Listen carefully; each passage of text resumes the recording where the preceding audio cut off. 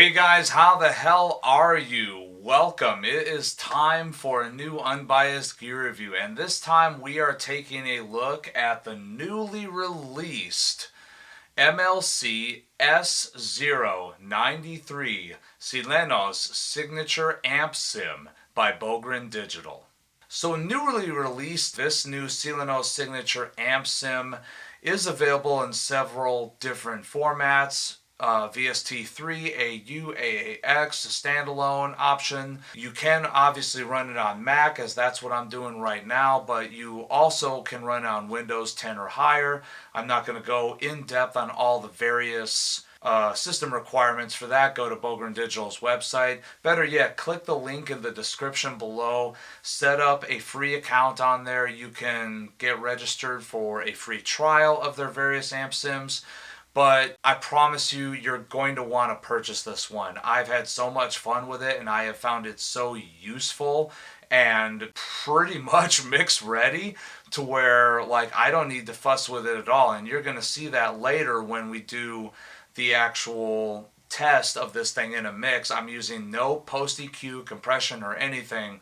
It's literally just this amp sim with the impulse responses that it's already previously loaded with. But first, let's actually check out how this thing does on its own. Okay guys, so before we get too far, let's just go right on into it and see what sort of features Bogren Digital has packed into this new amp sim of theirs.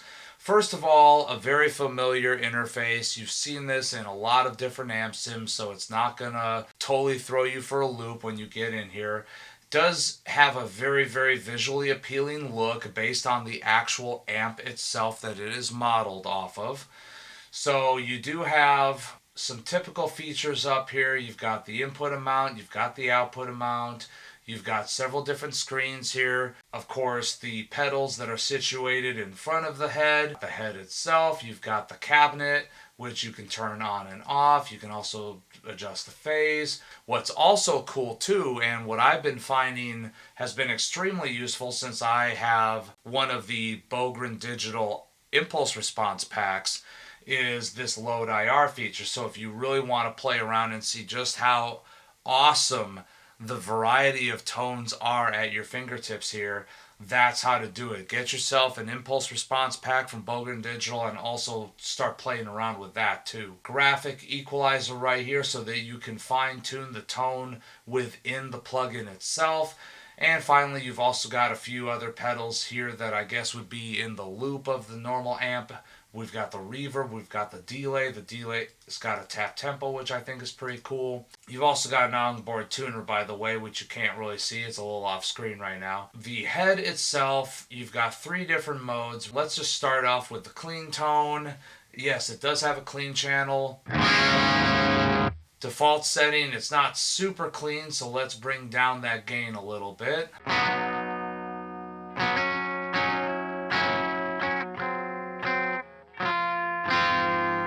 So yeah, it does have a little bit of clean on tap there. The second one, you're getting into a little bit more higher gain territory.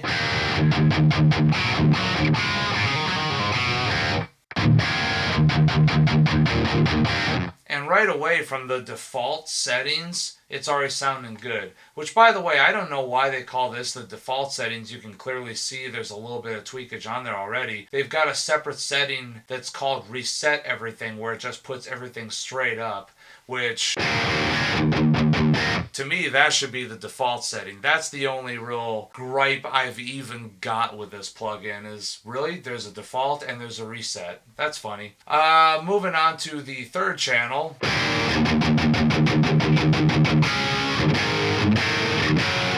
How can that be both equally ballsier and tighter? That's crazy.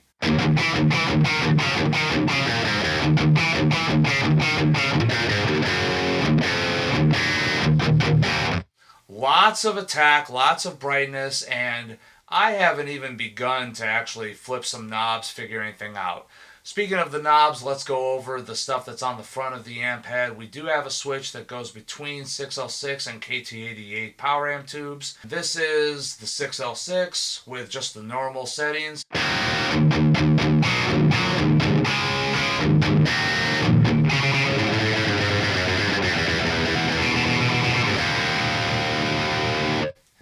KT88.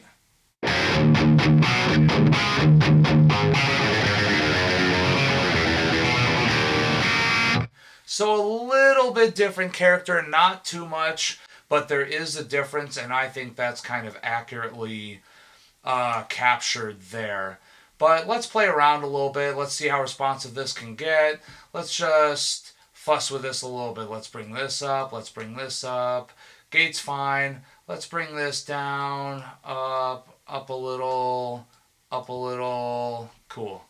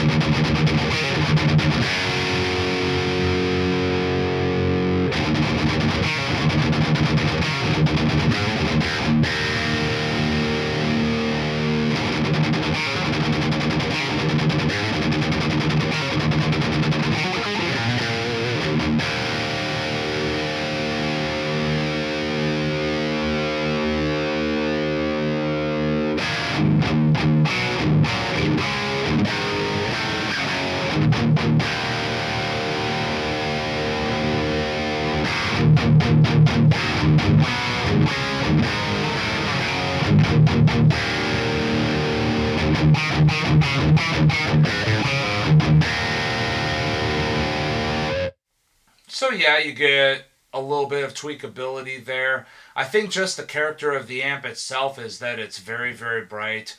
This is not even as bright as it can be. That's as bright as it can be. So yeah, you do have a lot of brightness on tap here, but that's okay because if you're one of those dudes that just likes so much goddamn attack, this thing has plenty of it. Perfect also for not just the more extreme metal types too, but if you play something like a little bit of progressive or djenty kind of stuff, you're going to find a lot to love with that tone. All right, let's try flipping on a couple pedals here. The octave.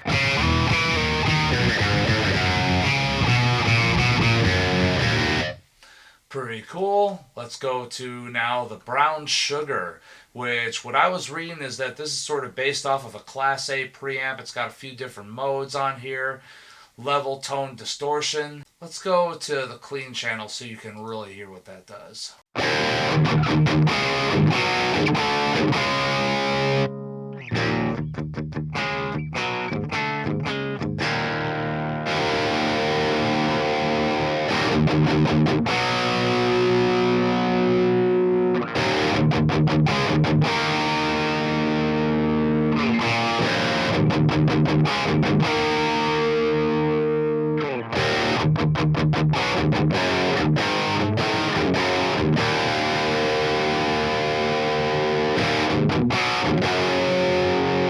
So yeah, that's one flavor of overdrive you've got there. And then I've heard many great things about this Fascination Street OVD1 that was from a previous plugin. Let's try this OVD2.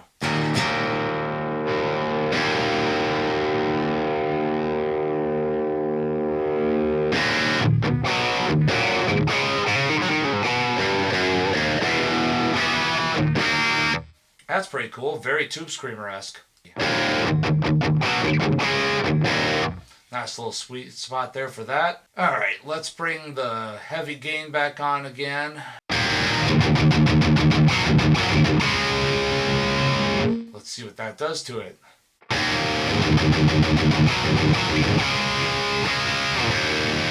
I like that a lot. So just adds a little bit more attack, a little bit more character.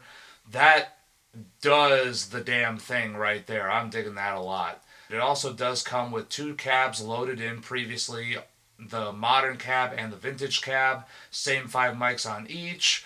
So let's just turn this one off and just go to this side so you can hear what this sounds like just by itself. So dynamic 57. That's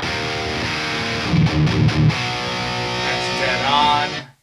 Of course, you can also move it around.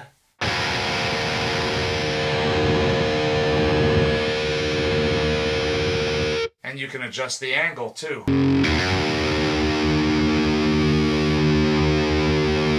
Dynamic 201.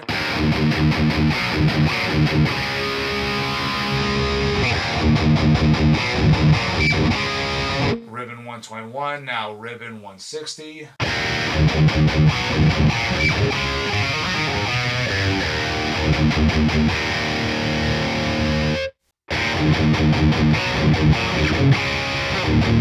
And finally tube 67. But wait, now let's check out the other speaker cabinet, and just to give you a frame of reference on how different these can be, this is the 57 on the modern.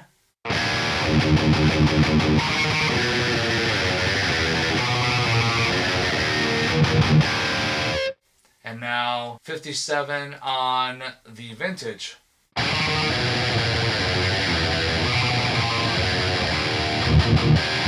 So yeah, a little bit different character. Just to show you one more, let's do the 121 on the modern.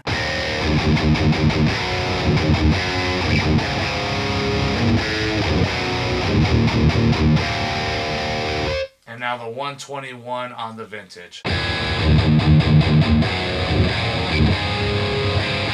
A lot more noticeable on that mic, I feel. And you can also, of course, blend these together. Let's turn this one back on.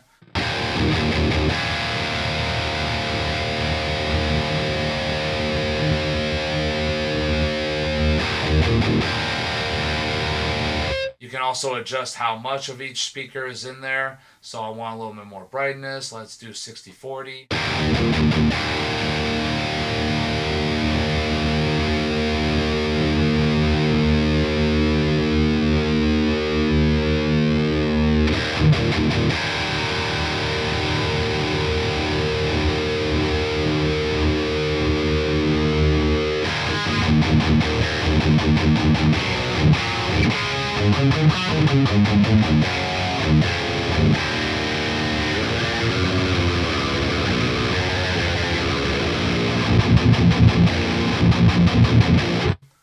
Like how that sounded already. And then onto the graphic EQ.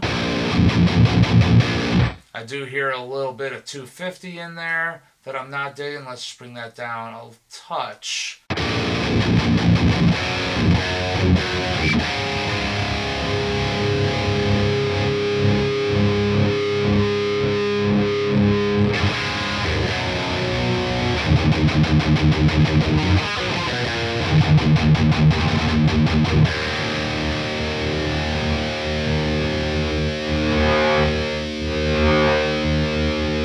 As you can see, there's a good range here.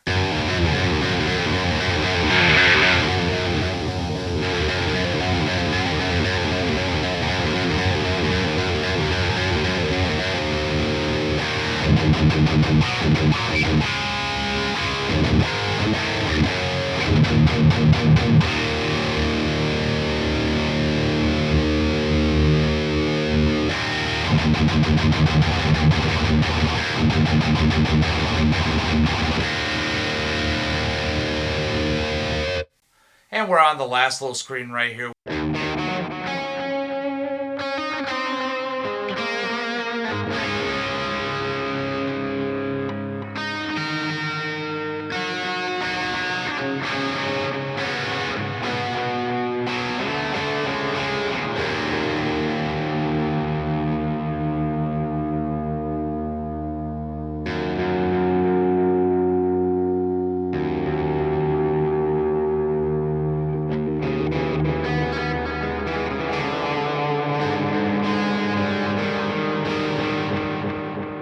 That's very useful right there. I like that delay a lot. Alright, so let's just try out some little presets that I've made for myself, for my own little amusement. I've got this middle position airy clean right here.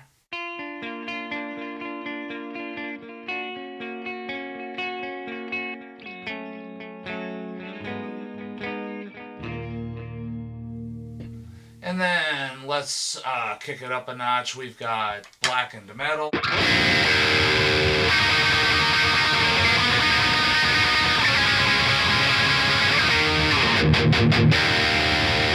And And then we've also got 7-string death metal.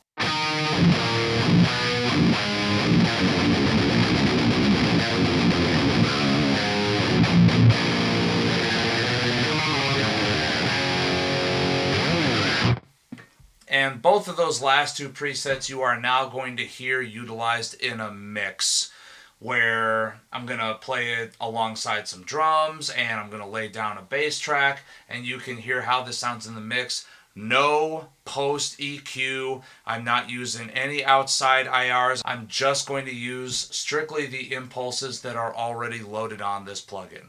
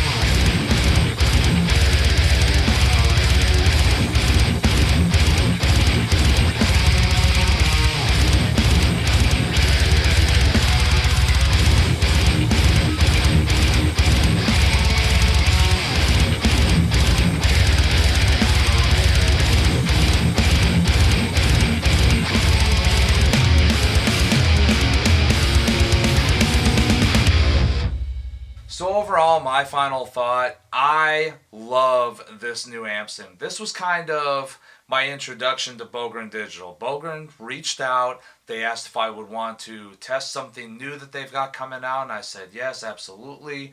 So they sent me this. They also sent me a few other things to check out, which I do have a few other videos that are going to be coming here very shortly. But I instantly fell in love with this Ampsim. It's just got so much going on. It has so much attack. It is very, very responsive. The graphic EQ was very, very useful. I feel like the various tonal shifts that you can get from switching between the KT88 and 6L6 tubes are very, very grounded in reality. It's not super dramatic, but it is there. Same thing goes for the differences between the various microphones and the various cabs that are already loaded on here. What I also love doing is pairing this up with a Bogren impulse response pack and seeing all the different tones that I can get out of this. Because man, do I find so much to love about this using all the various different impulses that I've got. I can't find a bad tone with this thing. It's absolutely phenomenal in that regard. So I highly urge you, especially if you dig the extreme metal stuff like I do, at least give this thing a shot, but seriously, you're gonna want to buy it. There again, link is in the description below. Check it out for yourself. But Arnold, what are you drinking? I am so glad that you asked because I figure since I love this thing so much, let's pull out something that I know is going to be absolutely crazy, something super rare. I have Fremont Barrel Aged Dark Star. This is the coffee edition, Imperial Oatmeal Stout with coffee aged in bourbon barrels. But this is the 2018 release. That's right, this has been aged here at my various places that I've lived for 7 years ever since I got this on Tavor ages and ages ago. So, by the way, I do still have that Tavor referral link also in my link tree. Click on that, get yourself a coupon code, and save some money off of a beer crate, because this is a holdout that I've been saving from one of those beer crates that they sent me. And oh man, I've never had a bad Fremont beer, so I can only imagine what this thing aged for so long is going to be like. It's already a 13.9%, no, 13.6%er. There again, it is a barrel aged oatmeal stout, so it is going to taste boozy inherently, but let's see how that age has affected the character of it. Oh, Jesus. Huge, huge, both dark chocolate, raisin, caramel, molasses, and especially coffee notes coming forth in just the aroma. Wow, that's really present. And like, it's present to the point where I'm a little stuffy today and I can still catch it, the full bouquet, if you will. Mmm. Good God, is that rich? Oh, it's rich. Wow, that is ridiculous. Totally mouth-filling. It's got a little bit of tannin in there, but it's barely. It's just a little kiss. Like when you have like a piece of dark chocolate, like an 86% dark cacao, you just get that ever so slight bitterness and sucking some moisture out of your cheeks. That's the kind of tannin I'm referring to. Ooh, is that tasty. Oh, but like all the coffee, the oatmeal, being that it is an oatmeal stout, you definitely get a ton of that too. Like a sugary treat. Like, you ever taste something and you're like instinctively, like if you're ever trying to eat healthy and you're just like, I should not be putting this into my body. That is the vibe I'm getting from this. Like, you know, on a diet, trying to eat a little healthier, and then all of a sudden I drink this and I'm just like, well, fuck, there goes all that. It's just decadent. It is so good. Dark Star, limited edition from 2018 by Fremont Brewing. So thank you guys so much for tuning in. Please remember to like this video, subscribe to this channel. There's tons more metal and guitar oriented content to come. I haven't done that in a while. And as always, remember, take what you do seriously. Do not take yourself seriously.